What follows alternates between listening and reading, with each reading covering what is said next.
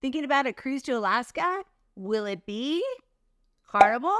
Will it be Royal Caribbean? Will it be Norwegian Cruise Line? Will it be Princess?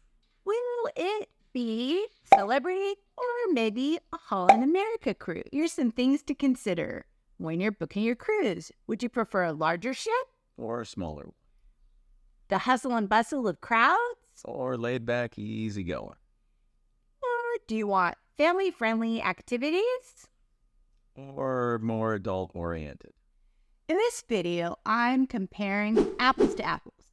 And the way I'm doing that is all the cruise lines, I'm going to get the first couple weeks in July. They're all round-trip cruises, either out of Seattle or Vancouver. And they're all inside cabins. First cruise line we're looking at is Carnival. Carnival is known for being family-friendly and usually budget-oriented. On this particular cruise, though, it's right in the middle of the pack. So stay to the end so you can see how it stacks up against its competitors on price. Price for the Carnival Spirit is $989 per person. The passenger capacity for this ship is 2,124. It was refurbished in 2018. It's got 12 decks, and the overall tonnage is 88,500. The line type is mainstream. The drink package, Cheers drink package, is $59.99 per person, all adults 21 and over in your stateroom. Cruise Critic overall rating on this one is 4.2 or very good. Now I'm going to give you some pros for Carnival Spirit. Carnival Spirit sells out of Seattle, so that could save you money because you're not traveling to Vancouver. Also, you won't need a passport, except if you plan on going on an excursion that will take you into Canada. For example, the White Pass Railroad, which is in Skagway, it travels into Skagway. It goes from Skagway into the Canadian country, so you're going to need your passport for that. The other thing about this cruise ship is it does go to the three main ports in Alaska that people traditionally go to. It goes to Juneau and Skagway and Ketchikan. Carnival is known as the fun ship, and they have great entertainment. They have Vegas-style shows, they have comedians and theme parties. They also cater to families, so they have great kids centers for the children during the day, and they also have family activities that they plan. A couple of the features of the ship is it does have a water slide and a 9-hole putt-putt golf course. The ship has 12 restaurants, including specialty restaurants.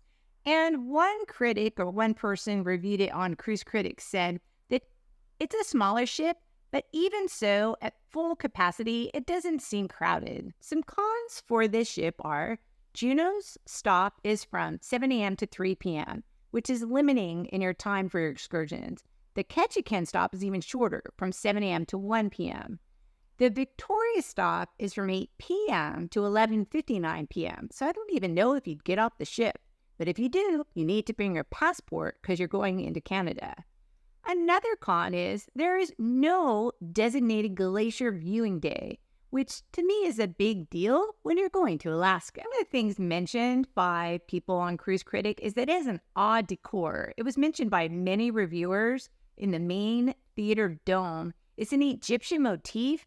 And then also there's an inside walkway around the front of the ship that had a repetitive jungle theme. Carnival is known for more budget friendly. So as such, it has very standard room choices and it doesn't really have a lot of upscale options. The itinerary for this 7-day cruise is day 1, you're in Seattle. It departs at 4 p.m. Day 2 is a fun day at sea. Day 3 is that you cruise the Tracy Arm Fjord. Day 4, you're in Skagway from 7 a.m. to 8 p.m. So there's plenty of time on the Skagway day. The Juneau day, which is day 5, 7 a.m. to 3 p.m. Ketchikan, 7 a.m. to 1 p.m. Victoria, 8 p.m. to 11:59 p.m. And then it arrives back in Seattle at 8 a.m. on the 8th day. Carnival Spirit. Anything stand out to you?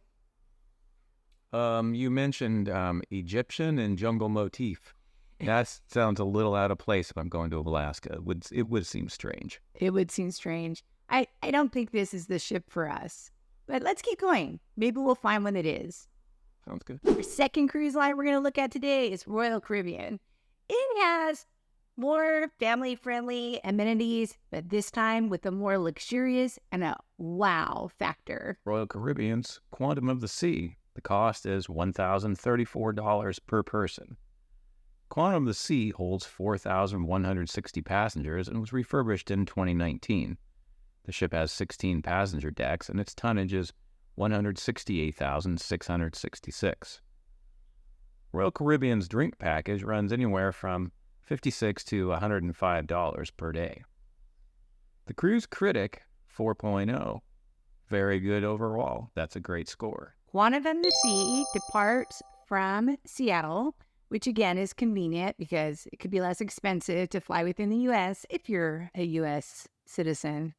If you're from Canada, it'd probably be cheaper to go to Vancouver. This ship goes to Sitka, Juneau, and Skagway, so no Ketchikan stop on this Royal Caribbean cruise. This ship caters to families, because they have rock climbing walls, they have bumper cars, they have a gondola that sticks out over the ship and you can see for 360-degree views.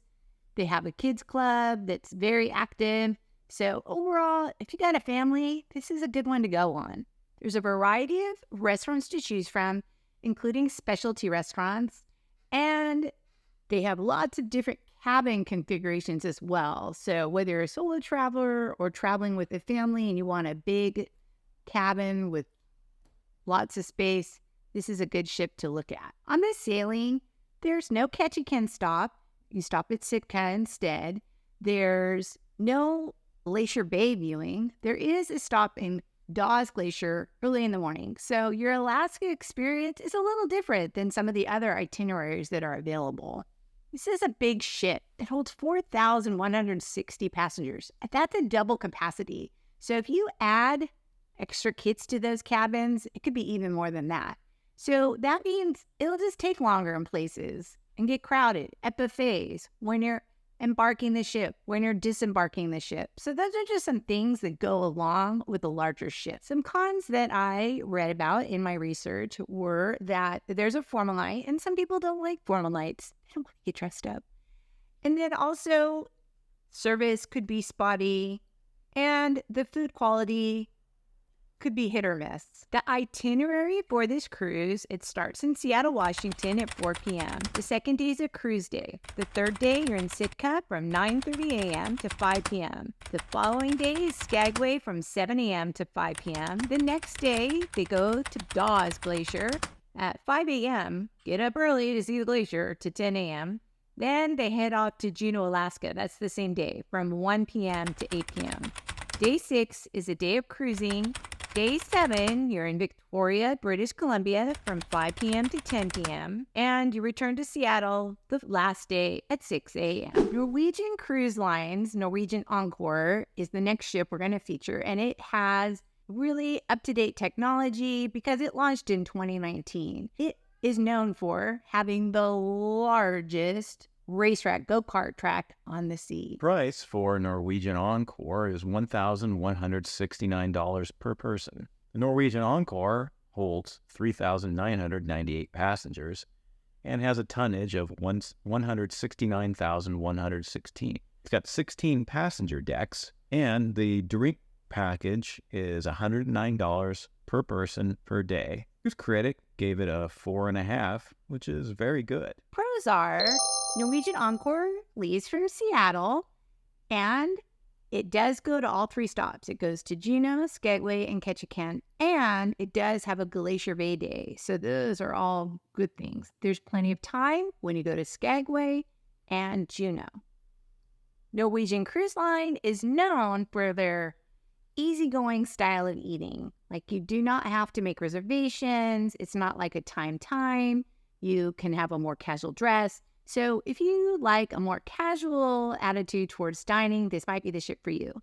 They also have 19 restaurants, which includes specialty restaurants. So lots of opportunity and options for you.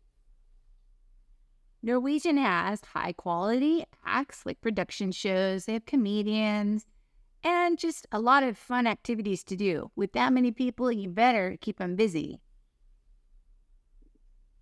In addition to the Speedway, there's a water park, which I don't know how much you're going to be doing when you're in Alaska if it's cold. There's also laser tag and a virtual reality game that you can play. It's a family-friendly ship with kids club and family fun activities. So it's not just that you have your kids go to the kids club and you don't see them all day. You can do that. But they also have planned activities throughout the day that are good for families. There are lots of cabin options as well, going from solo cabins all the way to suites. Here are the cons for this mega ship. They come into Ketchikan at 7 a.m. and they leave at 1:15 p.m. So a short time there. Also, they do stop in Victoria, and when they do, you're there from 8 p.m. to basically midnight. One thing that I hear again and again as I watch different YouTube videos is that Norwegian Cruise Line is kind of getting a bad rap for nickel and diming. So they have all these great activities on their ships, like the Speedway, but you got to pay for it. Laser tag, you got to pay for it. So that would be something to think about when you think of the price, is you're going to have an additional cost for doing those activities. Day 1, you embark in Seattle and it sails away at 5 p.m. Day 2 is at sea. Day 3, you're in Juneau from 2:30 to 11 p.m. Day 4, Skagway from 7 a.m. to 8:15 p.m. Day 5 is your Glacier Bay day. Day 6 is Ketchikan from 7 a.m. to 1:15 p.m. Day 7 is Victoria from 8 p.m. to 11:59 p.m. And day 8, you're back to Seattle at 6 a.m. I sure hope you're learning a lot in this video. And if you are, can you like and subscribe to this channel? You don't want to miss out on all the new things I'm going to be bringing to you. The next cruise ship we're going to be looking at is the Ruby Princess. The Ruby Princess and the Princess Cruise Line, they have the most ships sailing in Alaska in 2024. Ruby Princess per person is $648. Ruby Princess holds 3,080 passengers and was refurbished in 2018. It has a tonnage of 113,561 and has 19 decks. The Princess Plus package is $60 per day per person. It includes alcoholic drinks, specialty coffees, crew appreciation, Wi-Fi, 2 casual dining options, and more. We'll add a link to a video that goes over the Princess Plus package in the description below. The cruise critic gave it a 4.5, which that's pretty good. Ruby Princess does stop in the 3 ports of Skagway, Ketchikan, and Juneau, and there's plenty of opportunity to go on excursions. There's plenty of time at each of those ports. It also includes a Glacier Bay day. Not every cruise line can go into Glacier Bay. So that's something I always look at. Can it go to Glacier Bay? Because I want to go to Glacier Bay. There are 13 dining options, including specialty dining. And they have Broadway-style shows, as well as they have what's called Princess Live, which is a theater where they do trivia and game shows, things like that. So there's a lot of entertainment on this ship. Princess offers comfortable and well-designed staterooms in a variety of sizes and options, and they are known for their high-quality service. The cons for Ruby Princess is that it departs from Vancouver, so you would need a passport if you're a U.S. citizen to fly into Vancouver. This ship did get some reviews saying it could get really crowded at times, so that's going to happen on most of your ships, especially at buffet time, even like on your Glacier Bay viewing, everybody's going to be out looking at the same time. So there will be crowded parts on just about every ship that you sail on, including the Princess. Princess Cruise does have a formal night, so that is something that if you enjoy a formal night, it's a pro. If you don't, it's a con. Ruby Princess does have a kids club, and the kids club on Princess, they're pretty good. They've teamed up with National Geographic, but there's just not a lot of kids on these ships. They're more designed, and their audience is a more mature crowd. Because it's an older crowd, you're not going to have a party going until 3 a.m. It's an earlier night. Now, whether you have children or not, that might be a good thing because you're going to want to get up and go on your excursions. The itinerary for this Ruby Princess cruise, day 1, you're in Vancouver. Day 2's at sea. Day 3, Juneau from 2 p.m. to 10 p.m. Day 4 is Skagway from 7 a.m. to 8:30 p.m. Day 5, Glacier Bay from 6 a.m. to 3 p.m. Day 6, Ketchikan from 10 a.m. to 6 p.m. Day 7's at sea, and Day 8, you return to Vancouver at 7 a.m. Holland America Line has sailed in Alaska longer than anyone. They've been going there the longest. That's one of the reasons why they get to go to Glacier Bay. They also are known for having some of the best Alaskan cuisine. On the Zaandam, the price per passenger is $1,034. It holds 1,432, was refurbished in 2017. It has 10 decks and an overall tonnage of 61,396. The Have It All package is $55 per person per day. Includes alcoholic beverages, specialty coffees, $100 shore excursion credit, and 1 specialty dining, plus Wi-Fi. Cruise Critic gave it 4.0. Pretty good overall. The Zaandam, I like to say that, the Zaandam, it goes to Skagway, Ketchikan, and Juneau, so the 3 big stops, and there's plenty of time in each of those. It also has a Glacier Bay day. The Zaandam is the smallest ship that we're featuring today, and because it makes it easier to navigate and really easier to get around the ship because you're not walking down a ship that holds 4,000 people. Holland America is known for having really good food, really good service, and good entertainment as well. This ship does have a kids club, but this definitely Holland America skews to a more mature crowd. So in the summer, when you're sailing to Alaska, there'll be families on board because you want to go to Alaska and you're not even on the ship a lot of the time. So it could be, again, you could have children there, but for the most part, it's an older crowd. The itinerary for the Zaandam is Day 1, Vancouver. Day 2 is a sea day. Day 3, you start out in the Tracy Arm Inlet from 9 a.m. to 9:30 a.m. And by 1 o'clock, you're in Juneau. Day 4, you're in Skagway from 7 a.m. to 9 p.m. That's a nice long day. Day 5, you're in Glacier Bay from 7 a.m. to 4 p.m. Day 6, you're in Ketchikan from 8 a.m. to 7 p.m. Day 7, you're at sea. And Day 8, you're in Vancouver.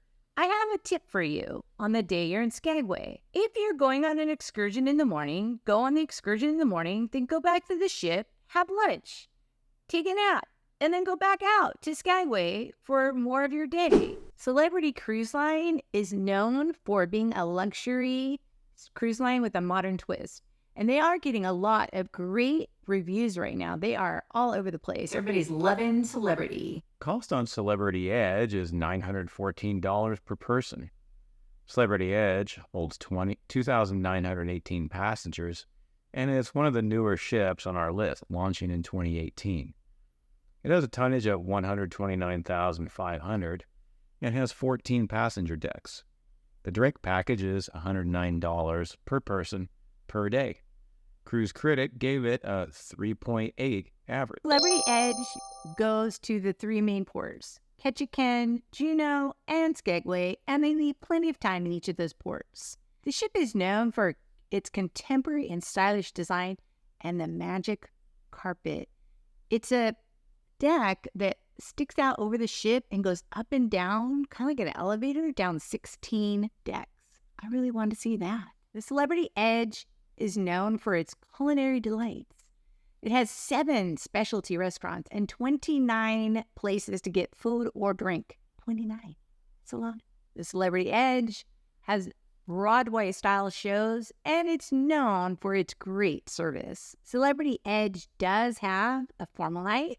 Again, some people like it, some people don't, so you could take that as a con or a pro. They also do not have a Glacier Bay day. So for me, that's kind of a game changer. I want to go to Glacier Bay when I go to Alaska.